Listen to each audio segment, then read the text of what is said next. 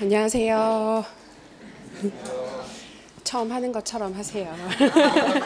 마이크 드는 순간부터 강의가 시작이니까 이렇게 같이. 네, 저희 지금 5, 6월 강의 기본 문제반 강의 오늘부터 시작을 하게 되는데요. 날씨가 좋죠? 그죠?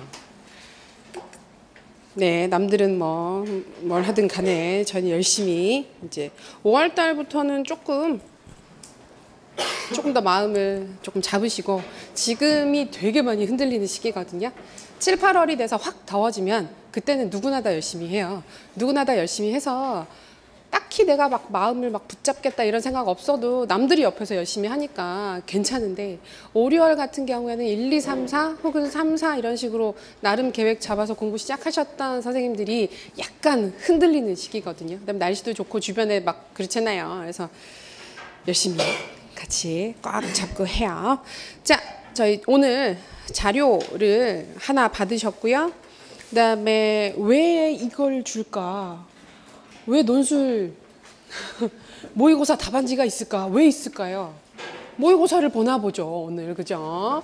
모의고사 봅니다. 모의고사 봅니다. 첫 시간이라서 조금 왜 그러냐 생각하실 수도 있는데, 저희가 이번 강의에서 5, 6월 강의에서는 모의고사를 총 4번 보게 되거든요. 4번 보고 그다음에 그 첨삭은 4번 다 진행을 하게 되고, 그다음에 그 개별 상담을 저희가 2번을 하게 되는데, 그 일정을 저희가 잡으려면 첫 주자에 봐야 돼요. 첫 주자에 논술을 보고 그거 가지고 첨삭을 해서 다음 주부터 개별 상담을 들어가야 돼요. 근데 뭐 좀 진행을 하고 하는 것도 의미가 있긴 하지만, 첫 주차에 지금 이 순간에 내가 쓸 수 있는 수준을 한번 알고 거기에 맞추어서 진행을 하는 게 또 의미가 상담하고 체크하는 게 중요하기 때문에 오늘 모의고사를 보시게 됩니다. 자, 먼저 받으신 자료 가지고 연간계획서 나와 있네요. 연간계획서가 느끼시겠지만 강의가 진행되면 될수록 점점 짧아집니다. 마지막엔 하나밖에 없어요. 근데 이제 저희가 남아있는 게 5, 6, 7, 8, 9, 10, 11. 우와, 7개월이나 남아있어요. 엄청 많죠? 그죠? 되게 긴 시간입니다. 7개월이면 굉장히 긴 시간이고 굉장히 많은 공부를 할 수 있는, 특히 시험 공부를 한다고 가정을 하면 7개월은 엄청난 시간이에요. 아무것도 없던 상태에서 새로운 것들을 다 만들어낼 수 있는 시간입니다. 근데 남들도 똑같아요. 나만 그런 게 아니라 남들도 똑같은 상황이기 때문에 열심히 하시자고요. 자, 5, 6월 강의 같은 경우에는 기본 문제 및 기출 문제 정리반 저희가 하게 되는 그 강의인데요. 전체적으로 뭐 이전에도 말씀드리고 또 강의 안내할 때도 말씀드렸었지만 문제풀이입니다. 첫 번째 문제풀이 반이라고 보시면 되고요. 각 영역, 각 교육학 영역의 기본적인 사항들이나 혹은 영역별로 문제를 묶어서 같이 쭉 풀어나가는 과정이 되겠습니다. 그리고 추가적으로 기출문제 같은 경우에 특히 5급 기출 중심으로 해서 5급 기출 중심으로 해서 최근에 나왔던 기출문제들 위주로 해서 같이 풀어나가서 정리를 하게 됩니다. 5급 기출은 문제 난이도가 조금 높은 편이에요. 물론 이제 좀 난이도가 들쭉날쭉하기는 해요. 굉장히 어려운 것들은 굉장히 어렵고 쉬운 것들은 또 쉽고 그렇긴 한데, 저희가 논술을 쓴다, 교육학 논술, 중등 시험에서, 중등 임용 시험에서 보게 되는 교육학 논술에서 각 개별적으로 다루게 되는 개별 주제들은 5급 문제 수준에서 풀 수 있으시면, 5급 문제 수준을 쉽게 다룰 수 있으시면 뭐 얼마든지 쉽게 다룰 수 있는 영역이기 때문에 그거 위주로 해서 정리를 하시게 됩니다. 그래서 보통은 저희가 교재, 지금 받으신 교재 가지고 쭉 진행을 하시게 되고요. 그렇지 않고 여기에 나와 있는 거 외에도 기출 문제들 같은 경우에 또 5급 문제 같은 경우에 조금 더 뒤에 풀리는 문제들도 있기 때문에 그런 것들이 추가되면 그때 자료화해서 또 추가적으로 드리도록 하겠습니다.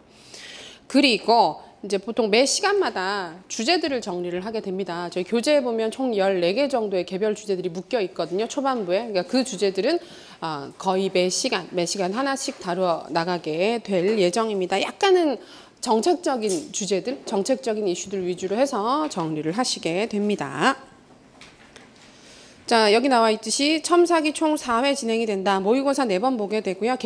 첨삭은 4번 진행을 하고요. 그 다음에 상담, 개별 상담을 2번 하게 됩니다. 지금 계획으로는 1회차 그다음에 3회차 모의고사를 보고 나서 개별 상담을 진행할 예정입니다. 7, 8월 반 같은 경우에는 7, 8월, 9, 10월 이때 뭐 이건 간단히 말씀드릴 텐데 7, 8월부터는 영역별로 분리되어 있는 문제를 푸시는 게 아니라 실제 모의고사처럼 실제 나오는 문제처럼 여러 가지 영역 최소 3가지에서 최대 5가지 정도 영역이 같이 섞여 있는 문제를 문제집으로 만들어서 그걸 가지고 같이 풀이를 해 나가시게 됩니다. 보통 미리 좀 준비를 해 오시면 수업 시간에 풀어 나가는 게 조금 편하게 되겠죠? 이때도 모의고사는 총 4번 실시를 하고 이때는 상황을 봐서 상담을 4번 할 수도 있습니다. 상담 4번 진행을 할 수도 있습니다. 거의 매주 하겠죠. 그다음에 9, 10월이 되면 이때 저희가 지금 화요일마다 공개 특강이 있어요. 주제별 특강이 있어서 수업 끝나고 나면 2시부터 한 1시간에서 1시간 반 정도 그 공개 특강이 있는데 9, 10월부터는 공개 특강이 없습니다. 공개 특강이 없고 이때는 완전 이제 실전 모의고사 풀이 반이기 때문에 현장에 오셔서 여기에서 보통 주당 최소 3개 정도씩 모의고사를 실제로 치시게 돼요. 실제로 쓰고 풀이하고 그거 가지고 첨삭해서 상담하는 거. 그래서 주당 한 번씩 개별 첨삭이 있고 주당 한 번씩 개별 상담. 그래서 총 8회 상담과 첨삭을 하게 됩니다. 그 외에 쓰신 부분들은 대표 첨삭을 해요. 그래서 모든 선생님들이 다 첨삭하는 건 아니고 이제 채점 기준이라든지 그건 당연히 다 자료는 다 나가니까 거기에 입각해서 쌤들이 쓰신 걸 보시면 되는데 쌤들이 쓰신 것들 중에서 몇 개를 뽑아서 대표 첨삭을 하고 그걸 공유합니다. 공유하는 활동을 하게 되죠. 11월 달 같은 경우에 이제 반이 확 줄어서 그 월요일에만 수업을 합니다. 월요일에만 수업을 하고 나머지는 좀 전공에 집중하실 수 있게끔 되어 있고요. 모의고사 하나씩 보고 풀이하고 또 첨삭하고 상담하고 이런 식으로 이루어지게 됩니다. 그다음에 여기 나와 있듯이 그 화요일 오후에 저희 수업 끝나고 나서 그 주제별 이슈별 특강이 있는데요. 지금 계획으로는 5월 반 같은 경우 5월 특강 같은 경우에는 개념 특강이 들어가게 돼요. 지금 저희 진도대로 처음부터 쭉 진행되고 있었잖아요. 근데 그걸 잠깐 중지하고 그 5, 6월이나 뭐 7, 8월부터 시작하시는 분들이 있기 때문에 교육학의 기본 개념들 있잖아요. 개념들 위주로, 그러니까 좀 빠르게 전체 개념을 한 뭐 3주에서 4주 정도 잡아가지고 한번 정리하는 시간, 개념 특강 한 달 하게 되고 끝나고 나면 다시 원래 진도대로 돌아가서 주제별 특강 진행을 하게 됩니다. 전체 계획은 그래요. 자, 그다음 우리 이번 강의 계획 다음 페이지에 보시면 나와 있는데요. 별로 중요하지 않죠? 그냥 이대로 진행이 되겠죠. 궁금한 건 그거죠. 내일 수업을 하느냐, 그다음에 부처님 오신 날 수업을 하느냐. 그게 궁금한 부분인데 휴강입니다. 뭐 새롭지 않죠. 원래 빨간 날이잖아요. 당연히 쉬는 날 휴강 가면서 무슨 생색이냐 생각하실 수도 있지만 또 학원 수업이란 게 그렇지 않아서 저 이전에 학원에 속아가지고 그 설 연휴에도 수업해보고 그랬었어요. 근데 다 한다고 그래가지고 다른 사람들 다 하신다고 그래서 나와보니 저만 나왔어요. 저희 반만 나왔어요. 그래서 게다가 다 못 나오시잖아요. 일이 있으니까 못 나오셔가지고 저를 이렇게 막 쳐다보는데 눈빛이 되게 공부를 하겠다는 그 눈빛보다는 되게 막 그런 거. 그래서 저도 사과하고 그래서 저 가급적이면 빨간 날은 수업을 안 하려고요. 그래서 내일 쉬고 25일 날 쉬고요. 대신에 저희가 그 5월, 6월이 약간 긴 달이라서 다행스럽게도 2번 빠져도 끝까지 수업을 하면 총 16회 수업이 8주차 수업이 나오더라고요. 그래서 그대로 진행을 하게 됩니다. 조금 쌤들 궁금하신 게 이제 초반 과정이 약간 헷갈리실 수가 있어서요. 오늘 수업을 하고요. 오늘 수업을 하고 오늘 모의고사를 보잖아요. 그럼 다음 주 월, 화에 걸쳐서 개별 상담을 하게 됩니다. 근데 조금 늦어지게 되면 아마 그렇겠죠. 그 다음 주까지도 상담을 합니다. 총 2주에 걸쳐서 주로 월요일에 상담을 하고요. 화요일 같은 경우에는 부득이한 선생님들, 나 그때 죽어도 시간이 안 된다 이런 쌤들 같은 경우에는 화요일 날 특강이 끝나고 나서 상담을 같이 하게 됩니다. 그래서 2주에 걸쳐서 개별 상담을 하고 나면 또 자연스럽게 모의고사를 보십니다. 2회 모의고사를 보고 이때는 바로 그냥 첨삭을 그 다음 주에 해서 돌려드리고요. 그 다음에 6월 9일 날 보시면 3회 모의고사 있죠. 보통 모의고사는 화요일 날 봅니다. 수업 끝날 때. 그래야 좀 산뜻하게 집에 돌아가시잖아요. 그죠? 월요일 날 모의고사 보고 나면 찜찜한 마음으로. 근데 이제 다음 날 수업 오기도 막 되게 싫고 막 그렇게 되는데 좀 지나면 있잖아요. 그래서 화요일 날 보통 오후에 마지막 시간에 모의고사를 보고 그다음에 풀이를 하고 진행을 하게 됩니다. 그래서 9월 9일 날 3회 모의고사 보고 그다음에 개별 상담이 역시 총 2주에 걸쳐서 있게 됩니다. 마지막 주가 아니라 23일에 이제 또 모의고사를 한 번 더 보게 되고 여기에 붙어 있는 개별 상담은 그 4회 모의고사에 대한 개별 상담이 아니라 3회 모의고사에 대한 개별 상담인 거 아시겠죠? 헷갈리지 마시고요. 그다음에 마지막에는 이제 뭐 이렇게 영역 통합하는 문제를 다루고 풀어보는 시간을 가지게 될 겁니다. 이 계획대로 진행이 된다면. 근데 지금 교재 분량이 좀 늘어가지고 생각보다 조금 두꺼웠죠. 이렇게. 그래도 한 권이잖아요. 그죠? 저 1, 2, 3, 4에 썼던 그 두꺼운 책 2권이 아니라 한 권으로 끝나고 있으니까 편안한 마음으로 접근하시면 될 것 같아요. 자, 그래서 이렇게 이번 강의는 진행을 할 예정입니다. 그 다음에 보면 한글 맞춤법 나와요. 이 맞춤법은요, 저희 이전 수업 들으셨던 쌤들은 아시겠지만 매 강의 첫 시간에 들어가 있어요. 설명을 해야 될까 안 해야 될까가 항상 새로 들어갈 때마다 이렇게 고민이 되는 부분인데 간단하게만 하고 넘어가고요. 이제 다들 익숙하실 거예요. 근데 처음 지금 들어오신 쌤들도 있으시기 때문에 몇몇 사항들만 저희가 논술에서 흔히, 근데 이제는 계속 얘기를 하지만 맞춤법 틀리는 쌤들 거의 없으세요. 초반에 저희가 논술 처음 들어왔을 때는 정말 많이 틀렸거든요. 다들 정말 많이 틀렸는데 확실히 효과가 있는 것 같아요. 공부를 하는 게 의미가 있는 게 이제는 맞춤법 틀려가지고 감점 당하시는 쌤들은 별로 없으세요. 그만큼 의미가 있죠. 근데 그렇긴 한데 틀리면, 남들은 안 틀리는데 나만 틀리면 기계적으로 저희가 4점에서 5점 사이 안에서 깎일 수가 있는 부분이기 때문에 깎이면 안 됩니다. 자, 그 처음 보시는 선생님들은 한번 처음부터 끝까지 한번 찬찬히 읽어보시고요. 일상생활에서도 저희가 맞춤법 같은 경우에 많이 틀리기 때문에 다양한 측면에서 활용하시면 좋겠습니다. 4페이지부터 맞춤법과 띄어쓰기의 실제라고 나와 있어요. 저희가 참 다행스러운 게 중등 논술에서는 원고지로 쓰지 않고 유선지에 쓰고 있기 때문에 띄어쓰기를 보지 않는다는 건 굉장히 큰 다행인데요. 띄어쓰기를 안 본다고 해서 띄어쓰기를 제대로 안 해도 된다는 건 아니에요. 그러니까 너무 이렇게 막 붙여 쓰시거나 아니면 너무 이렇게 또 잘못된 띄어쓰기를 일관적으로 하시게 되면 또 그런 걸 아시는 분이 봤을 때는 감점의 대상이 될 수가 있기 때문에 그냥 전체적으로는 좀 잘 신경 쓰셔서 쓰실 필요가 있겠습니다. 여기 보면 뭐 돼요, 돼 이런 것들은 뭐 안 이런 거 다들 잘 아실 거고, 다음 페이지에 보시면 6번에 나와 있는 던과 든이 있죠. 이거 의외로 많이 틀리는 용법입니다. 던과 든. 던은 과거의 의미가 들어가죠. 과거에 있었던 일에 대해서 설명을 할 때는 던이라는 표현을 쓰시면 되고, 선택의 의미를 가진 선택지를 이야기를 할 때는 든을 쓰셔야 됩니다. 어라고 하는 그 표현이 갑자기 생각이 안 나요. 표현이 모음, 그죠? 자음 모음이란 말이 생각이 안 났어요. 어라고 하는 모음이 보통 이제 과거의 의미를 포함하고 있는 것들이 많잖아요. 그걸로 구분하셔서 던과 든 구분하시면 좋겠습니다. 다음 페이지 넘겨보시면 그냥 넘어가고요. 그 다음 페이지 또 넘어갑니다. 자, 27, 28번 나와 있습니다. 8페이지에 28번과 27번. 이거 진짜 나올 때마다 얘기하고요. 그 다음에 첨삭할 때마다 요거는 꼭 틀려요. 틀리는 분들이 한두 분씩은 꼭 나와요. 근데 이게 또 재밌는 게 국어과 쌤들도 의외로 많이 틀려요. 생각을 너무 많이 해서 틀려요. 전공하셨는데도, 왜냐하면 한국말이 되게 애매해서 이렇게도 해석이 되고 저렇게도 해석이 되고 여기다 갖다 붙이면 자격 같기도 하고 도구 같기도 하고 되게 애매한 표현들이 많거든요. 그래서 로서가 될 것 같기도 하고 로서가 될 것 같기도 해서 되게 많이 고민하시면서 쓰시는데, 문제는 뭐냐면 쓰는 사람도 그런데 채점하는 사람도 비슷하다는 얘기예요. 읽는 입장에서 어떻게 보느냐에 따라서 서로 다르게 이해를 할 수가 있는 부분이기 때문에 이거 나올 때마다 결국 나오는 거 뭐예요? 확실하지 않으면 쓰지 마라. 제발 서랑 써를 빼고 쓰세요. 빼고 써도 말이 되면 빼고 쓰시고요. 다른 표현으로 대체하실 수 있으면 대체하세요. 특히 로서 같은 경우에는 대부분 많이 틀리게 쓰시게 되거든요. 로서보다. 로서야 뭐 자격의 로서니까 크게 틀리지 않으시는데 도구나 수단으로 쓰시는 로서는 틀리는 경우들이 되게 많아요. 그러니까 그냥 풀어서 쓰세요.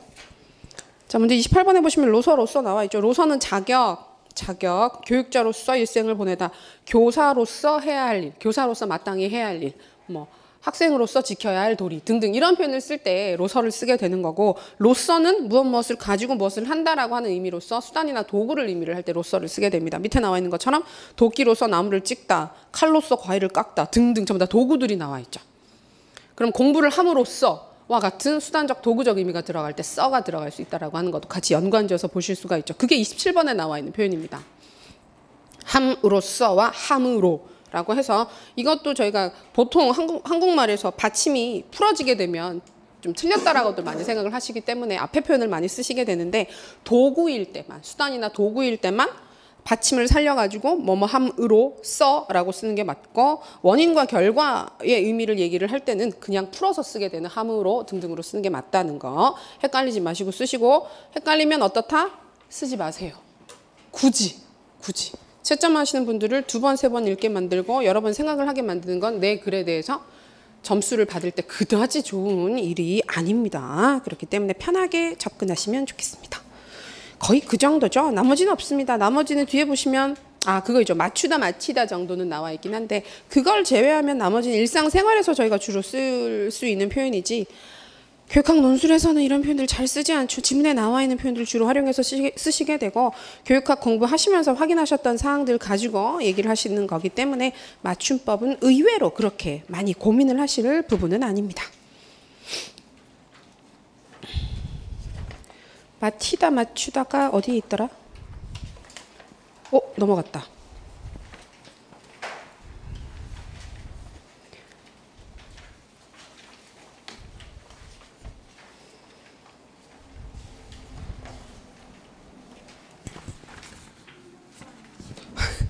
앞에 있었군요. 뒤를 아무리 봐도 없지. 16번. 네, 맞추다 마치다. 이거 쓸 일이 거의 없는데요. 평가할 때 씁니다. 평가할 때. 교육 평가 이야기가 나왔을 때 정답을 맞히다라는 표현 나와 있죠. 정답을 맞힌 학생의 수가. 그다음에 저희가 문항 분석 같은 거 할 때요. 교육 평가에서 객관식 문항 분석 이야기를 할 때 정답을 맞히다라는 표현을 쓰시게 됩니다. 근데 그럴 때 이걸 이제 쓰시게 되는 거죠. 이 표현을 쓰시게 되는 거죠. 옳은 답을 대다. 즉 정답을 맞히다, 맞히지 못했다. 발음상은 맞히다죠. 맞히다, 맞히지 못했다라는 이야기를 할 때는 맞히다라는 표현을 쓰셔야 한다라고 하는 거. 그것만 기억해 두시면 되겠습니다. 근데 그거 기억이 안 되면 어떻게 하신다?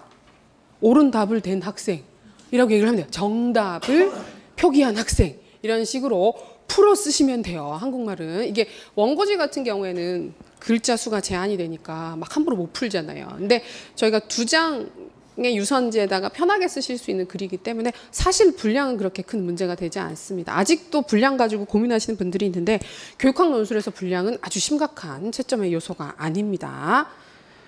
뭐 한 5줄 썼다. 그럼 안 되겠죠. 근데 그게 아니면 일단 한 페이지에서 3분의 2 이상을 썼다 정도가 되면 분량 가지고는 뭐 이야기가 될 게 아니에요. 분량이 문제가 아니라 그 적게 쓰게 되면 결국 그 채점의 대상이 되는 키워드가 적을 수는 있겠죠.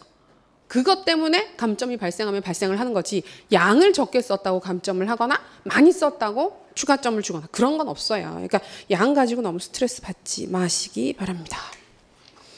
네, 그렇게 해서 교육학 논술 기본적인 사항 한번 강의 안내, 기본적인 사항 안내는 끝났고요.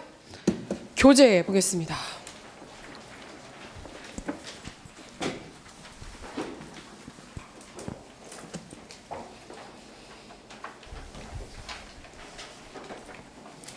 교재 초반부에, 그래서 오늘 강의 그 계획은요. 첫 번째 시간에는 교육학 논술 전반에 대한 그 도입, 정리, 강의 안내 등등 하시게 되고, 두 번째 시간에 진단평가 있습니다. 진단평가 약 20분 정도 쌤들이 빠르게 하셔야 돼요. 문제가 70문제거든요. 70문제라서 그 생각하고 쓰시는 거 아니에요. 생각나는 대로 정말 키워드 그냥 두다다다다 쓰시는 거예요. 왜 할까요? 진단평가를? 내가 실제로 얼마나 알고 있는가를 확인하는 겁니다. 막연하시죠? 그죠? 근데 지금 오히려 막 더 불안해하는 쌤도 있으시고, 한 거에 비해서 불안하실 수도 있고, 그다음에 한 거에 비해서 너무 편안하실 수도 있어요. 지금까지 쭉 해왔어. 그래서 충분히 쓸 수 있을 거야. 그러니까 편안하실 수도 있는데 결코 그렇지 않다라고 하는 거. 실제로 내가 얼마나 알고 있는가를 한 번만 더 짚고 넘어가는 게 진단평가거든요. 두 번째 시간에 진단평가하고 풀이할 겁니다. 풀이하고 그 다음에 세 번째 시간에 모의고사 봅니다. 바로. 모의고사 보고 네 번째 시간에 모의고사 풀이합니다. 왜요? 예측 가능한 전개였잖아요. 그죠? 그래서 오늘은 선생님들 첫 시간이죠. 그래서 내일 쉽니다. 내일 수업을 이어서 하지 않고 그래서 오늘 진단평가 보고 모의고사 보고 나면 많은 생각이 드실 거예요. 그래서 여러 가지 그래서 내가 지난주에 너무 놀았나? 그래서 지난주에 괜히 놀았나 이런 생각도 드시고 내가 지금까지 실제로 얼마나 했다는 생각이 드실 거기 때문에 하루 이틀 정도 개인적으로 공부 방향이나 이런 거 좀 정하시고 그다음에 미진했던 부분들 빠르게 복습하실 수 있는 시간이 내일 그죠? 개인적으로 하실 수 있어요. 좀 이렇게 빠르게 하시면 돼요. 이렇게 그렇게 주어지기 때문에 다음 주에 또 즐거운 얼굴로 만날 수가 있겠죠. 자, 그래서 교재로 오시면요. 실제로 오늘 교재는 초반부만 씁니다. 교재 다 이거 가지고 계시죠? 이거 아닌 다른 교재 가지는 선생님들은 쉬는 시간에 저한테 얘기해 주세요. 작년 교재 쓰신 쌤들을 쉬는 시간에 얘기해 주세요. 자, 목차는 넘어가고요. 교육학 논술의 개요 5페이지입니다. 자, 이렇게 나온다. 안 보셔도 됩니다. 넘어갑니다. 자, 교육학 논술의 기본 원칙 5 이거는 아셔야죠. 여러 번 얘기를 해도 쓸 때마다 잔소리를 해도 쓰고 싶은 대로 쓰시는 거죠. 자, 교육학 논술의 기본 원칙. 자, 교육학 논술을 쓰실 때 보통 이제 도입하시거나 처음 공부를 하실 때 너무 막연하거나 어렵게 생각하시는 경우들이 꽤 있어요. 근데 교육학 논술은 되게 분명해요. 되게 분명하고 문제를 영역에 한정해서 제시문과 연관지어서 굉장히 분명하게 줍니다. 분명하게 주는 상태에서 문제에서 해결하라고 하는 걸 교육학 이론과 그다음에 그것이 반영되어 있는 실제적인 장면인 제시문에 있는 사항들을 활용해서 쓰시면 됩니다. 묻고 그 물음에 대해서 답을 하는 거라고 생각을 하세요. 가장 유사하게 쌤들이 많이 해결을 하셨던 이 교육학 논술과 관련된 쓰기 형태는 대학교 때 많이 보셨던 중간 기말고사 문제들. 그러니까 그때는 형식을 갖추지 않고 물어보는 것만 답을 하셨기 때문에 이게 논술이야? 생각을 하셨겠지만 물어보는 내용과 형식을 생각하면 굉장히 유사합니다. 중간 기말고사 문제들 풀어보실 때 논술 많이 경험해 보셨고 그다음에 레포트 주제 주고 거기에 대해서 쓰시는 거. 그건 좀 더 형식을 갖춰서 쓰시게 되잖아요. 서본결이라고 하는 형식을 갖춰서 쓰시게 되는데 그런 형식도 다 똑같다고 보실 수 있습니다. 그렇기 때문에 많이들 혼란스러워 하시는 게 서론은 어떻게 쓸까? 도입을 어떻게 해야 되나? 결론을 어떻게 써야 되나? 많이들 헷갈려 하시는데 자, 서론은 내가 어떤 주제에 대해서 어떤 문제에 대해서 이야기를 할 것이다에 대해서 그 안내를 하는 부분이에요. 내가 이 글에서는 이런 주제들을 이러이러한 이유로 다루게 되겠습니다. 자, 글을 쓰는 배경과 목적을 간략하게 제시하는 겁니다. 너무 막연하거나 넓거나 아니면 포괄적으로 접근을 하실 필요가 없습니다. 그래서 문제 상황과 주요 개념의 의미를 간단하게 제시를 하거나 맥락과 목적을 제시하는 것으로 서론을 시작하는 것이 좋다. 그래서 우리가 기본적으로 서론 쓸 때 기본 구조가 있잖아요. 서론을 다들 쓰는 걸 굉장히 다들 힘들어하기 때문에 서론 쓰기 같은 경우에는 아예 공식처럼 공식 만들어서 알려주시는 선생님들도 있으시다고 하시더라고요. 이것도 일종의 공식이긴 한데요. 저도 그렇게 보니 공식이구나 싶긴 한데 딱 정해져 있는 건 아니고 서론에서 반드시 해야 되는 거, 절대 빠지지 않아야 하는 건 문제 제기예요. 즉 내가 본문에서 어떤 이야기를 하겠다라고 하는 주제와 영역과 깊이를 한정 지어주는 겁니다. 내가 이 글에서 교육학과 관련된 혹은 학교 교육과 관련된 모든 문제를 해결하겠다 아니잖아요. 할 수 없잖아요. 그런 거 아니잖아요. 그러면 이 글에서 학생들의 뭐 성장 발달과 관련된 인지 발달과 관련된 부분, 성격 발달과 관련된 부분, 뭐 학부모 관계 문제 이런 문제들을 해결을 하고자 한다. 그러면 그게 문제에서 다뤄야 되는 문제가 되는 거고 주제 영역이 되는 거고 깊이가 되는 거고 범주가 되는 거겠죠. 그걸 얘기를 해주는 겁니다. 그래서 이 글에서 이러이러한 것들을 다룰 것이다. 어떤 방식으로 다룰 것이다. 그래서 문제 제기 같은 경우에는 말 그대로 논술 문제에 나와 있는 주제들과 표현들을 좀 빌려다가 조금 가공을 해서 조금만 바꿔서 쓰시면 돼요. 이러이러한 부분들을 논의하고 이렇게 부분에 대해서 논의를 하라. 그러면 그런 주제들을 가지고 뭐 설명을 해보고자 한다, 논의하고자 한다 등등으로 서술을 하시면 되는 거고요. 이게 제일 중요하고요. 근데 이걸로 바로 시작을 하면 약간 자연스럽지 않아 보이는 부분이 있기 때문에 자, 배경 문장이 문제 제기 이전에 주어지면 됩니다. 이 배경 문장은 다루게 되는 주제 영역들이 있잖아요. 이 주제 영역들이 교육적으로 어떤 의미를 가지게 되는지, 가치를 가지게 되는지를 얘기를 해주면 이런 주제를 논의해야 되는 상황에 대한 타당화를 해주게 되는 겁니다. 예를 들어서 여기에서 학생들의 뭐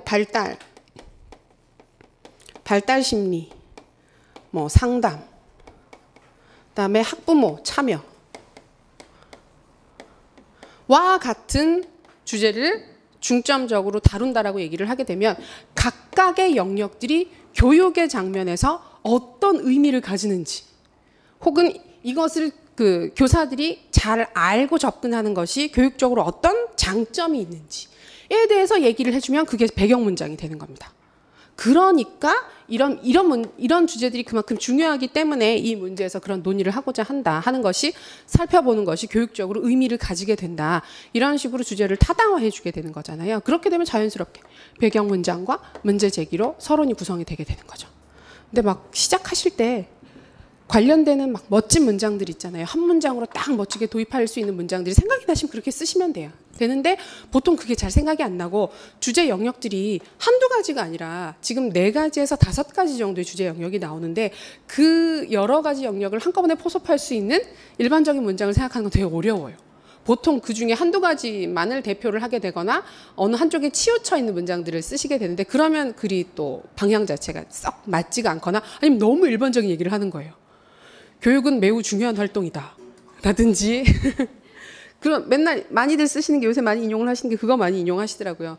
교육은 절대 교사의 수준을 뛰어넘을 수 없다. 그지? 교사의 질을 뛰어넘는 교육은 있을 수 없다. 이런 얘기를 많이 하시는데 그건 너무 아무 의미가 없어요. 있으나 없으나 아무런 의미가 없는 문장들인 거예요. 그래서 각각의 주제 영역들의 의미, 교육적 의미나 가치에 대해서 얘기를 해주고 그다음에 이어서 바로 문제 제기를 해주시면 됩니다. 그게 서론의 역할입니다. 그래서 서론의 분량 가지고 질문하시는 분들도 있는데 극단적으로 글이 안 써지면 두세 문장, 한두 문장으로 쓰셔도 괜찮아요. 근데 서론이 너무 긴 건 좋지 않아요.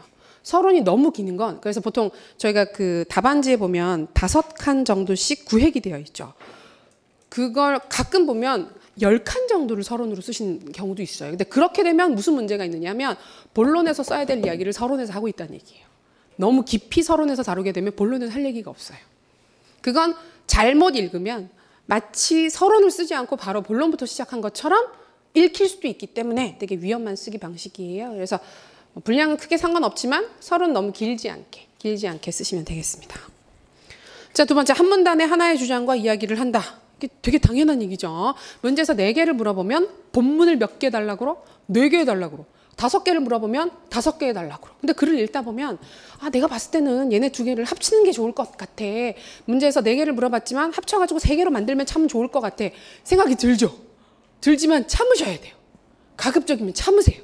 참으시고 문제에서 채점의 단위로 점수가 부여되는 단위로 구획이 되어 있는 항목이 있으면 그대로 단락을 구분하시는 것이 가장 안전합니다. 꼭 그렇게 안 했다고 해서 감점이 있을 거라고 단언하지는 못하는데요. 채점 기준표 자체가 문제 구조에 맞추어서 나올 거고 그걸 가지고 아주 전문가는 아닌 분들이 채점을 할 거란 말이에요. 그러면 구조 자체가 복잡하게 재구조화되어 있으면 그걸 다르게 이해를 하시거나 해당하는 정보들을 빠르게 찾지 못하실 위험이 있어요. 그렇기 때문에 나와 있는 대로 한 단락에 하나씩 쓰시기 바랍니다. 자, 문단은 가급적 2갈식으로 구성을 해라. 이제 2갈식으로 쓰는 게 가장 좋은데요. 문제에서 물어보는 상황의 내용의 특성에 따라서는 꼭 반드시 2갈식이 안 될 수도 있어요. 중간에 들어갈 수도 있고 배경을 먼저 이야기를 하고 풀었을 수도 있어요. 그런데 반드시 2갈식으로 써야 되는 부분은 문제에서 가이드를 주지 않고 제시문을 읽고 그것이 무엇인지를 찾아서 개념을 제시를 하고 그것에 대해서 논의를 하라 라고 하는 문제 형식이 나오게 되면 반드시 2갈식으로 쓰셔야 됩니다. 예를 들어서 저희 이전에 모의고사에서 풀었던 문제 중에 어떤 게 있었느냐면 제시문에 보면 이제 성격 발달과 관련된 사항들이 쭉 주어져 있어요. 주어져 있고 이제 그런 사항을 성격 발달 이론으로 논의를 해봐라. 그럼 누구의 어떤 성격 발달 이론인지를 우리가 찾아서 답을 해야 되는 상황인 거예요. 그런 경우에는 자, 문제에 나타난 혹은 제시문에서 논의하고 있는 성격 발달 이론은 혹은 상황을 설명할 수 있는 발달 이론은 에릭슨의 성격 발달 이론으로 볼 수가 있다라는 문장으로 시작을 해야 된다는 겁니다. 뒤에 쭉 배경 설명을 하고 그러므로 에릭슨의 성격 발달 이론이다라는 식으로 미괄식으로 쓰게 되면 별로 좋지 않아요. 그런 경우는 답을 찾아서 쓰게 하는 거. 뭐 문제에 나타난 학생의 방어 기제가 무엇인지를 찾고 왜 그런지에 대해서 논의를 해라. 그러면 그 제시문에 나타난 뭐 철수의 방어 기제는 무엇으로 볼 수가 있다라는 식으로 2갈식으로 제시를 해주는 게 굉장히 중요합니다. 가급적 주제 문장은 초반에, 뒤에 말고 초반에 쓰게끔 해야 한다. 자, 그다음에 네 번째, 문장을 짧고 간결하고 구체적으로 써라. 글 잘 쓰시는 분들은 상관없어요. 쓰고 싶은 대로 쓰세요. 그죠? 나 어떻게 써도 막 너무 막 글을 잘 쓴다. 특히 논리적인 글을 너무 잘 쓴다. 그러시면 그냥 쓰고 싶은 대로 쓰시면 됩니다. 근데 그렇긴 한데 이게 제가 조금 변수인 게 교육학 논술을 쓸 때 좀 조심하셔야 되는 게 2차 시험이 아니라 1차 시험이라는 게 되게 큰 변수예요. 2차 시험 같은 경우 한번 걸러지잖아요. 뭐 1.5배수 정도로 걸러지니까 채점해야 될 답안지의 절대적인 수 자체가 그렇게 많지 않아요. 예를 들어서 뭐 10명 뽑는 지역이 있으면 1.5배수로 하지 15개밖에 안 되잖아요. 그러면 그 15개 답안지를 가지고 충분히 옛날에 2차 같은 경우에 충분히 채점할 수 있는 여유가 있었던 거예요. 내가 좀 글을 이상하게 쓰거나 혹은 좀 복잡하게 쓰거나 어렵게 쓰더라도 그걸 풀어서 봐줄 수 있는 여유가 있었는데 1차에 보죠. 경쟁률 자체가 뭐 10대 1 정도는 우습게 나오는 시험을 보잖아요. 그러면 보통 굉장히 많은 답안을 짧은 시간 안에 여러 명이 막 빨리 봐야 되는 상황인 거예요. 그랬을 때 문장이 복잡하고 두세 가지로 읽힐 수 있는 의미를 가진 문장들이 곳곳에 있게 되면 그 채점하는 사람 중에 누군가는 잘못 읽을 거예요. 누군가는. 보통 3명이 채점을 한다 그러면 그중에 1명 정도는 이상하게 읽을 수밖에 없어요. 내가 의도한 대로 절대 읽지 않아요. 친구랑 얘기할 때도 왜 굉장히 오래 친하게 지낸 친구도 내가 한 말을 오해하고 너 그때 그렇게 얘기했잖아 막 싸우잖아요. 근데 생판 처음 보는 사람이 말도 아니고 글로 쓴 걸 보면 내 의도랑 정말 다르게 이해를 할 수도 있어요. 그러니까 항상 쉽게 쓰셔야 돼요. 그러니까 글을 쓸 때 항상 머릿속에 염두에 두고 쓰셔야 되는 게 이 글을 전문가가 읽는다고 절대 생각하지 마세요. 뭐 이런 문제에 대해서 뭐 10년, 20년, 30년 연구를 한 뭐 교수님이나 학자가 읽는다고 절대 생각하지 마시고 이 개념 자체에 익숙하지 않은 학생들한테 내가 설명을 해준다는 마음으로 쓰세요. 쉽게 풀어서. 그게 되게 중요해요. 그렇게 쓰면 쓸 게 없어요. 키워드만 쓰고 났더니 도대체 뭘 써야 될지 모르겠어요. 얘기를 하는 문제도 많이 해결이 됩니다. 쓸 게 왜 없어? 그거 뭔지 설명을 해줘야지. 학생들한테 얘기를 한다 그러면. 그래서 잘 모르는 사람한테 동생이나 후배들한테 상세히 설명을 해준다라는 느낌으로 접근을 하시는 게 중요합니다. 여기 보면 글과 문장이 복잡하고 해석의 여지가 있으면 항상 내가 의도한 대로 전달이 안 될 수 있습니다. 그래서 3문장, 4문장, 5문장 이렇게 길게 이어진 문장은 좀 의도적으로 보시고 딱딱 끊으셔야 돼요. 그러니까 얘 들 때마다 나 하는 얘기긴 한데 한 단락을 한 문장으로 쓰시는 경우도 있어요. 급하다 보니까 자기도 몰라요. 한 문장으로 썼는지 몰라요. 근데 한 단락이 한 문장, 거의 한 5줄 정도가 한 문장으로 쓰여져 있으면 반드시 그 문장은 비문이 될 수밖에 없습니다. 이상합니다. 그러니까 그런 부분들 조심해서 퇴고하시거나 그다음에 짧은 글 쓰시고 확인하실 때 꼼꼼하게 체크하실 필요가 있습니다.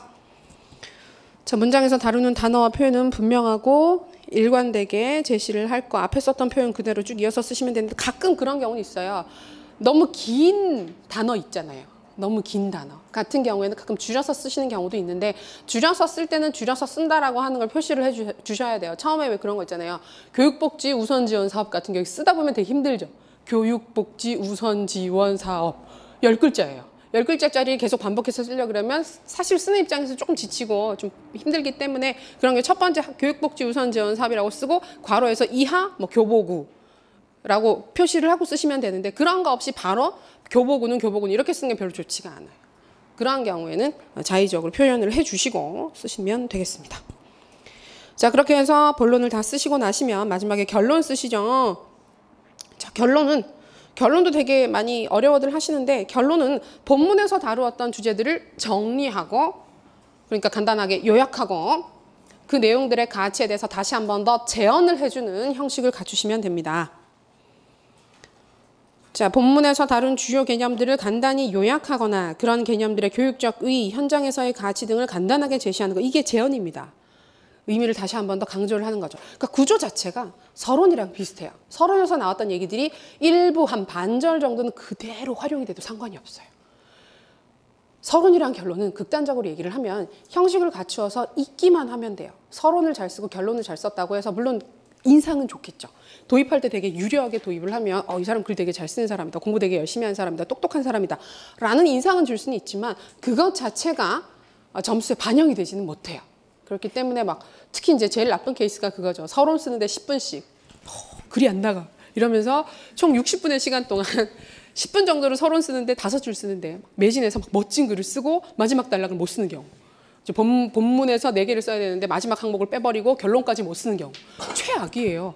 점수도 주지도 않은 서론 쓰느라 보통 4점짜리, 그 다음에 안 쓰면 3점은 최소 날라갈 결론을 빼버리고 7점을 그냥 버리겠다니 20점 중에. 되게 어리석은 일이죠. 근데 그런 실수를 합니다. 그러니까 서론 결론은 간단하게 역할에 집중을 하셔서 결론 부분은 그래서 위에 나왔던 주제들 쭉 정리해서 간단하게 요약해주고 마지막에 그러니까 보통 그렇게 끝나죠. 결국 거기에 다루게 되는 주제들이 전부 다 누구랑 관련되는 주제냐 하면 교사랑 관련된 주제예요. 대부분 교사들이 적극적으로 뭔가 역할을 수행을 해야 되고 더 열심히 공부해야 되고 더 학생들의 관심을 가져야 되는 거고 더 주도적으로 행동을 해야 되고 더 공부를 해야 되고 다 그런 식으로 기결이 되거든요.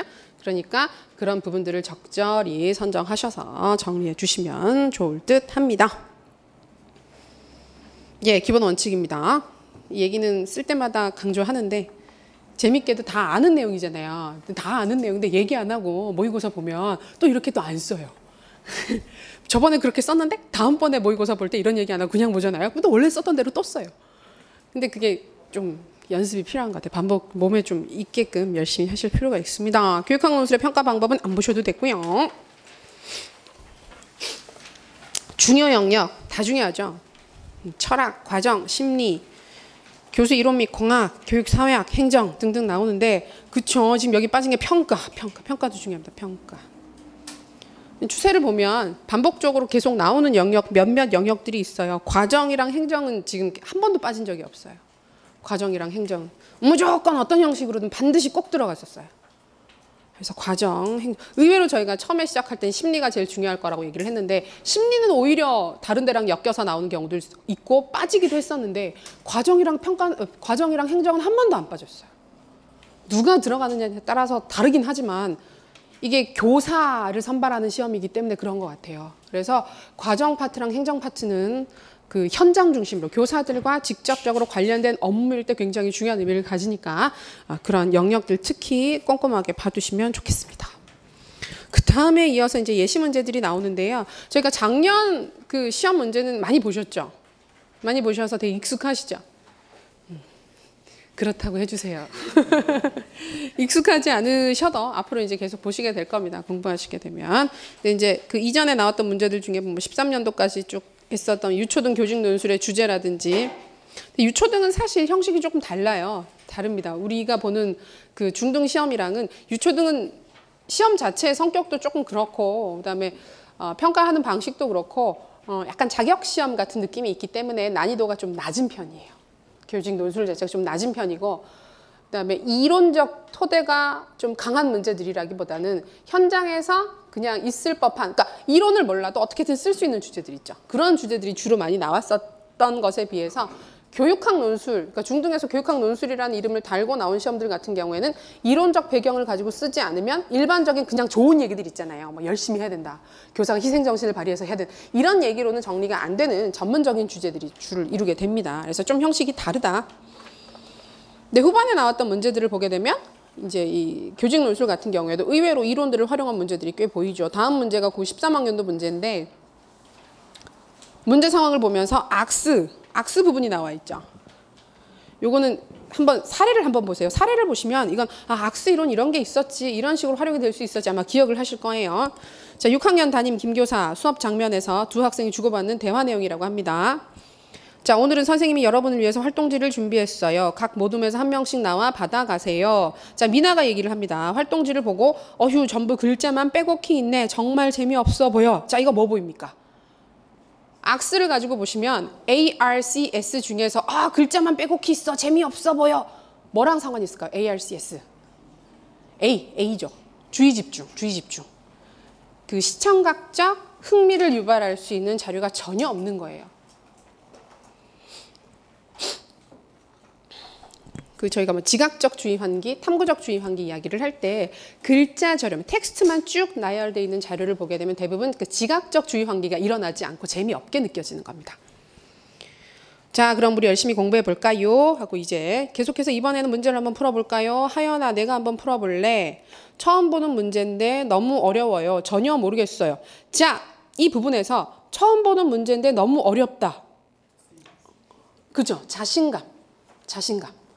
그러니까 이건 난이도 조절을 잘못한 거예요. 학생들한테 과제를 줄 때 약간 도전감이 있지만 거기에서 하면 내가 실제로 과제를 수행할 수 있을 것 같은 수준의 과제를 줘야만 자신감을 가지고 흥미를 유지를 할 수가 있게 되는데 너무 어려운 걸 준 거예요. 그러면 어려워서 못 풀겠어요 하고 아예 흥미 자체가 유실되게 되는 모습이 나타나죠. 어려워? 그렇게 어려워 보이지 않는데 그렇지 선생님 안 어려워 보이죠 뭐든. 미나가 오늘 문제는 왜 이렇게 어려운 거야? 어제 주신 문제지는 너무 쉽다니 오늘 문제지는 너무 어려워. 김 교사 그래서 고통받고 있죠.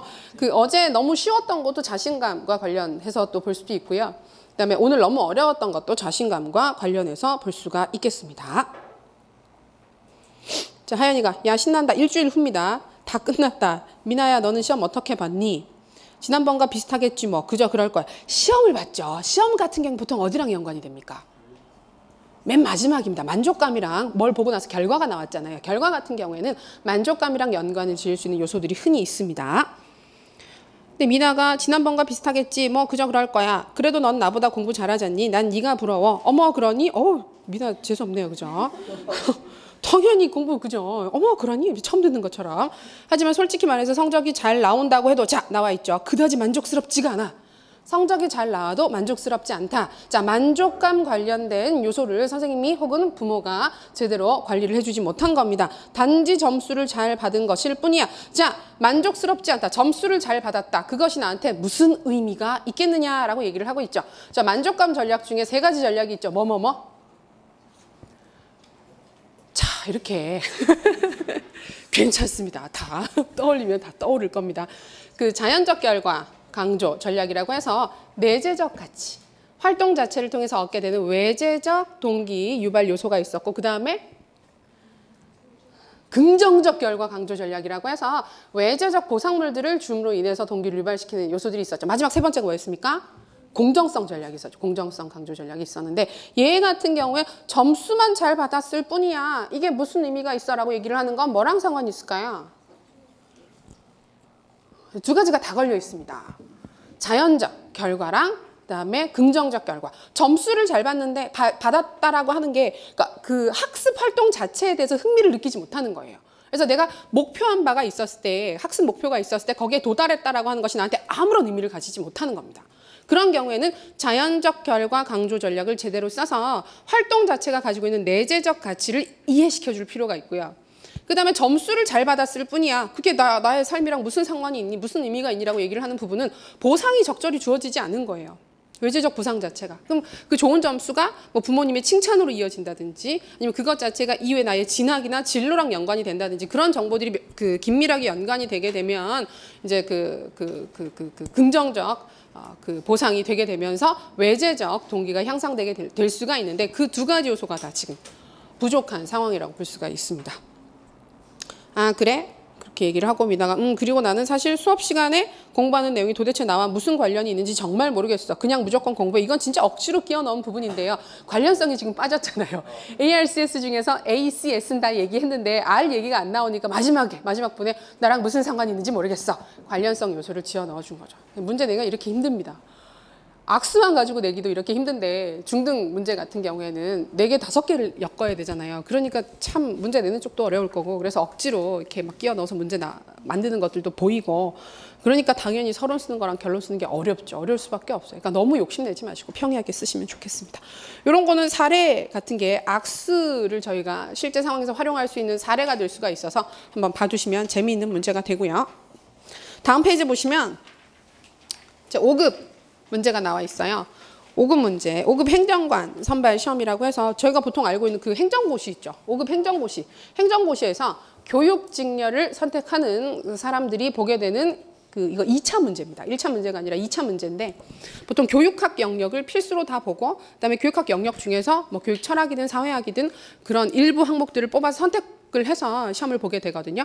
거기에서 나오게 되는 문제들입니다. 근데 객관식 시절부터 5급 시험이랑 그 중등 교육학 시험은 되게 연관이 많이 되어 있었어요. 그래서 이전에 이 5급에서 한번 나오면 한 1, 2년 있다가 관련되는 주제가 이제 그 중등 시험 문제에서 나오거나 그것이 서로 왔다 갔다 하는 모습들이 많이 보이고 있고 이게 저수령 시험으로 저희가 이제 교육학 논술이라는 시험 형태로 바뀌게 되면서부터는 5급에서도 우리 문제, 여기 문제를 그대로 끌어다가 쓰는 경우들이 꽤 많이 보여요. 그러니까 서로 문제가 영향을 주는 상황인 거예요. 그래서 5급 문제들 같은 경우는 좀 꼼꼼하게 따라가시면서 보실 필요가 있어요. 여기 보시면 영역들이 되게 많죠.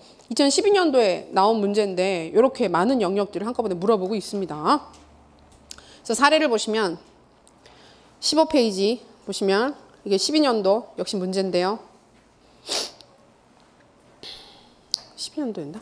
문제가 재밌죠. 보면 다음 글을 읽고 교육과정 재개념주의자인 파이나의 관점과 애플의 관점에서 ICT 활용 수업에 대해 비판을 넣어라. 얘기를 하고 있습니다. 저희가 파이나랑 애플은 재개념주의자로 잘 알고 있죠. 파이나는 재개념주의자 중에서도 어떤 관점을 가진 학자로 기억을 하십니까? 실존적 재개념주의자로 분류가 되죠. 애플 같은 경우에는 구조적 재개념주의자라고 해서 갈등이론, 사회학 이론인 갈등이론에 기반을 두고 교육과정의 재개념화에 관심을 뒀던 학자죠. 여기 보시면 정부의 ICT 활용 수업 권장 정책에 따라 초등학교 교실에서는 인터넷 사이트에 접속해서 수업하는 일이 늘어나고 있다. 특히 초등학교가 심하대요. 중등학교 같은 경우에도 시범 수업 같은 데 가보면 많이들 해요. 시범 수업을 하게 되면 연구 수업이라든지 시범 수업을 할 때는 뭔가 좀 화려해야 되잖아요. 수업 자체가 화려해야 되니까 쌤 앞에서 설명만 하면 안 화려하죠. 그러니까 매체들을 쓸 수밖에 없고 그 매체들이 지금은 컴퓨터, 인터넷 기반으로 해서 이루어지는 것들이 굉장히 많기 때문에 많이들 쓰는데 특히 초등학교는 굉장히 심하다. 특히 초등학교 교실에서는 하루 종일 인터넷을 활용해서 수업을 진행하는 교사들이 생겨나고 있다. 마우스만 클릭하면 교과서 내용이 화면에 나타나면서 수업이 진행돼서 교사의 입장에서는 편하게 수업을 할 수 있게 되었다. 와, 필기 안 해도 돼요. 되게 편하겠죠. 판서 안 해도 되고 자료들 같은 경우에도 보통 이제 그 학교 단위로 그 자료 제공하는 사이트들이랑 계약을 하죠. 계약을 해서 돈을 내고 계약을 해서 쓰고 있기 때문에 학교에서 아이디를 만들면 그거 가지고 다 쓰십니다. 쓰시기 때문에 따로 어디 가서 찾을 필요도 없어요. 탐색할 필요도 없이 그냥 그 사이트에 접속하면 지금 1학년 1학기 무슨 과정이면 그 관련된 자료가 다 있어요. 그냥 가져다 쓰면 돼요. 되게 좋을 것 같죠. 그죠? 되게 좋을 거예요. 자, 하지만 곰곰이 생각해보면 이런 현상은 점점 교사 자신이 설 곳이 없어진다는 것을 의미한다. 교사 입장에서 비판을 했네요. 학생들의 입장에서도 하루 종일 모니터만 보다가 가는 것이기 때문에 교육적인 측면에서 문제가 된다.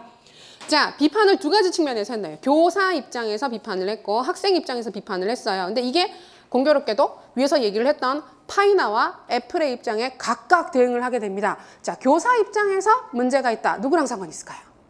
애플이랑 상관이 있겠죠. 그다음에 학생 입장에서 문제가 있다. 파이나랑 관련이 되는 겁니다. 파이나 같은 경우에는 뭐 교육 현장에서의 실존적 문제라고 해서 학생들이 자신들의 개성과 주체성이 그 인정되지 못하는 일반적인 수업 상황에서 겪게 되는 실존적 문제들을 막 얘기를 했었잖아요. 그래서 학생들 입장에서 그냥 매체를 가지고 일방적으로 수업을 주입당하는 것이 어떤 실존적 문제를 겪을 수 있게 되는지를 보여주게 되는 거고, 애플 입장에서는 특히 어떤 부분이 있었습니까?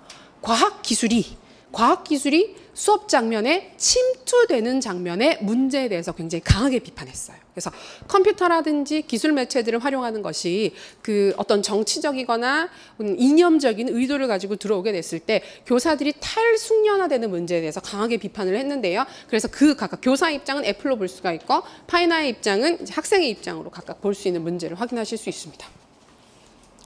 나와 있죠? 다음 페이지에 보시면 그런 사항들 정리가 되어 있습니다. 파이나 입장을 보시면 실존주의에 기반한 파이나 입장에서 비판할 수가 있다. 학생의 경험과 필요가 충분히 고려되지 않은 수업 상황, 이미 만들어진 콘텐츠를 중심으로, 이 콘텐츠라는 표현을 교육공학 파트에서 되게 좋아하는 표현인데 학술적인 표현은 아니죠. 근데 쓰실 때 혹시 이런 말을 쓰실 때 컨텐츠라고 쓰시면 안 됩니다. 맞춤법 틀린 겁니다. 그거는. 콘텐츠를 중심으로 수동적으로 수업에 참여를 하게 된다. 자아 성취에 도움이 되는 보다 인간적인 상호작용을 할 기회가 줄어들게 된다. 실제로 이 그 초등교실에서 ICT를 활용해서 인터넷에 접속해서 수업을 하는 장면을 보게 되면 교탁이 있죠. 이렇게. 교탁이 있고 쌤들이 보통 앉아서 수업을 하세요. 초등학교 쌤들 같은 경우에 특히 앉아서 수업을 많이 하시는데, 왜냐하면 이걸 클릭을 해야 되면 서서 하기가 불편하잖아요. 그러니까 교탁 같은 경우도 있긴 있지만 보통은 컴퓨터 모니터를 보면서 이렇게 진행을 하셔야 되기 때문에 앞에 큰 TV가 있고 그것과 연결되는 컴퓨터가 이쪽에 심어져 있고 쌤들 앉아 있어요. 그럼 어디를 볼까요, 쌤들이? 화면을 봅니다. 화면을 보면서 클릭 하다가 가끔 학생들을 이렇게 보는 수준이고, 화면을 보고 애들은 어디를 볼까요? 화면을 봅니다. 그러니까 교사와 학생이 얼굴을 서로 보지 않아요. 보지 않고 각각 화면을 보면서 수업을 해요. 그러니까 그게 굉장히 그 실존주의의 관점에서 보자면, 실존주의에서 강조를 하는 교사와 학생의 관계는 뭐예요? 만남이에요. 인간과 인간의 인격적인 만남이에요. 근데 만나지 않아요. 시선조차 교환하지 않는 거예요. 그래서 그 본래적인 교육의 목적이나 가치를 크게 훼손하는 장면으로 볼 수가 있겠죠. 자, 그다음에 F. 자, 구조주의적인 관점에서 ICT 활용 수업의 문제점을 보게 되면 가장 많이 비판을 할 수가 있는 게 교사의 전문성 상실. 앞에서 보면 설 자리를 잃게 된다라는 표현으로 나와 있는데 탈숙련화가 되는 게 되게 심각한 문제입니다. 이미 만들어진 지식과 수업의 단순한 전달자, 노동자의 역할을 수행을 하게 된다. 그다음에 교육이라고 하는 것이 이미 만들어져 있는 교육 상품에 의해서 지배당할 수 있는 위험이 있다라는 비판점 얘기를 하고 있죠. 특히 이제 애플은 미국 사람이잖아요. 그래서 미국 같은 경우에는 패키지화 되어 있는 교육 자료들이 그 60, 70년대부터 엄청 많이 팔렸대요. 학교 상황에서. 우리는 교과서 자체가 애초에 예전부터 해서 국정 교과서 시스템이 있었기 때문에 그 교과서 회사들이 교과서나 자료들을 팔러 다니고 이런 경우들이 그렇게 많지는 않았거든요. 뒤에 이제 물론 출판사들이랑 연계가 되면서 우리 교과서를 쓰세요 이런 부분들이 있긴 했지만 미국만큼 심각하지는 않았는데 미국 같은 경우에는 그걸 팔기 위해서 굉장히 상업적인 논리가 교과서 선정이라든지 뭐 이런 것들에 많이 개입이 되어 있어서 되게 심각한 문제였다고 합니다. 그래서 그런 부분들이 지금 우리 같은 경우에는 이런 그 매체 활용 교육, ICT 활용 교육 장면에서 교육 패키지라든지 인터넷 서비스라든지 그런 것들과 연계돼서 나타나는 문제가 있다고 합니다. 극단적인 경우 사례를 보면 그 보통 초등학교 저학년들 같은 경우에 보통 한 5교시, 4교시에서 5교시 정도 수업을 하는데 1시간도 쌤이 수업을 안 하는 경우들이 있대요. 1시간도 쌤이 서서 수업을 안 하고 그냥 끝까지 처음부터 끝까지 앉아서 클릭 클릭 클릭 클릭 클릭 그래서 플래시 막 나오잖아요. 애니메이션 나오고 플래시 나오면 애들이 좋아하죠. 그걸 보는 거예요. 보고 쉬는 시간에는 만화 보여주고 중간에 무슨 활동할 때 뭐 잘했어 만화 보여줄게 만화 보여주고 그다음에 또 플래시로 클릭 클릭 클릭 클릭 그죠? 이게 미래 교육이죠. 우리가 예전에 꿈꿨던 어제 무슨 프로더라? 미래학자? 혹시 보셨어요? KBS에서 미래학자 나와가지고 뭐 미래 교육에 대해서 얘기를 하는 부분이 나와 있던데 2030년까지 지금 예언을 하고 있는 것이 뭐 일반적인 학교에 교사와 학생이 얼굴을 맞대고 수업을 하는 장면이 한 뭐 80%가 없어질 것이다. 다 매체를 매개로 해서 이루어질 것이라 얘기를 하는데 그런 얘기를 들을 때마다 전혀 그럴 것 같지가 않다. 그 얘기를 벌써 언제부터 했는데 한 30년 전부터 했는데 아직 안 되는 것 같아요. 어려운 것 같아요. 네, 그래서 ICT 활용 수업 같은 경우에 특히 우리나라는 다른 나라들과 비교를 해서 봤을 때도 ICT 같은 경우에 수업적인 그 학교 교육에 ICT가 되게 많이 들어와 있는 상황이거든요. 그다음에 정부 차원에서 푸시를 되게 많이 했어요. 그랬을 때 교사 입장에서 어떤 점에서 좋고 어떤 부분들을 고려해서 써야 되고 그다음에 문제가 있다면 어떤 부분에서 문제가 될 수 있는지 전반적인 사항들은 좀 잘 알아두실 필요가 있습니다. 곧 전자교과서가 뭐 도입된다고 얘기를 하고 있으니까 그런 부분에서도 같이 연관지어서 보실 수도 있겠죠. 도대체 언제 도입이 될까 너무 궁금해요. 전자교과서. 그놈의 전자교과서. 진짜 막 곧 될 것처럼 맨날 얘기를 해놓고 아직도 안 되고 있죠. 자, 그 다음에 보면 2013학년도부터 해서 처음으로 나왔었던 그 교육학 문제, 그 다음에 문제 풀이 자료, 14학년도 자료 등이 있습니다. 14학년도 문제는 그죠? 작년에 많은 선생님들이 교육학 공부를 하지 않게끔 했던 그 이 문제 때문에 교육학 공부 안 해도 돼 이러고 그죠? 편안한 마음으로 갔다가 15학년도 문제가 뒤통수를 때리는 바람에 막 그쵸? 그랬던 문제인데 한번 참고해서 보시면 좋을 것 같습니다. 자, 25페이지 교육학 공부 기본 방법 시작은 개론서부터. 자, 이 얘기는 정말 시작 시점에 해당하는 거고요. 5, 6월 달부터는 개론서 읽는 게 큰 의미가 없습니다. 혹시 지금부터 개론서를 읽으려고 생각하시는 쌤들은 다 집어치우시고요. 빨리 그 기본서, 기본 이론서 위주로 해서 보시는 게 맞습니다. 개론서는 진짜 1월 달? 아무리 늦어도 3월 달 정도에 시작을 하시는 경우에 개론서로 시작을 하시는 게 맞고 지금은 막 그 편안한 마음으로 개론서를 읽기에는 조금 늦었어요. 빨리 이론 공부를 하시면서 이론 정리하시고 구조화해서 암기하시는 게 아주 시급한 시점입니다. 그다음에 이론 공부는 꾸준히 해라. 아무리 강조를 해도 지나침이 없는 이론 공부의 중요성. 글이 안 써지는 건 내가 글을 못 써서가 아니라고 했습니다. 내가 글을 못 써서가 아니라 쓸 게 없어서예요. 내가 아는 게 없어서예요. 그건 진리예요. 절대 바뀌지 않아요. 아는 게 있으면 어떻게든 씁니다. 그냥 뭐뭐다라고 쭉쭉 이어서 쓰더라도 쓸 수가 있는데 제대로 정확하게 알지 못하기 때문에 쓰기가 어려운 거거든요. 그러니까 이론 공부는 끝까지 하셔야 됩니다. 끝까지 일주일에 최소 사흘, 이틀에서 사흘 정도는 교육학 공부. 이틀 반나절 추천하죠. 월화 교육학 공부하시고 일요일 저녁에 한 2시간, 3시간 정도 공부하시는 거. 그 정도 맥시멈으로 잡으세요. 막 너무 많이 하지 마세요. 가끔 보시면 교육학이 너무 재밌어요. 전공보다 교육학이 재밌어요. 이런 아주 특이한 경우가 있긴 한데 그건 그다지 좋지 않습니다. 시험 직전에 집중적으로 주요 내용을 정리하겠다고 하는 것은 무모하다. 이루어지지 못하는 꿈입니다. 그래서 그 시험 직전엔 당연히 집중적으로 정리하시죠. 근데 그 이전까지 계속 반복적인 정리가 되셔야만 집중적인 정리가 되는 거지. 그때 가서 하면 아무 의미가 없습니다.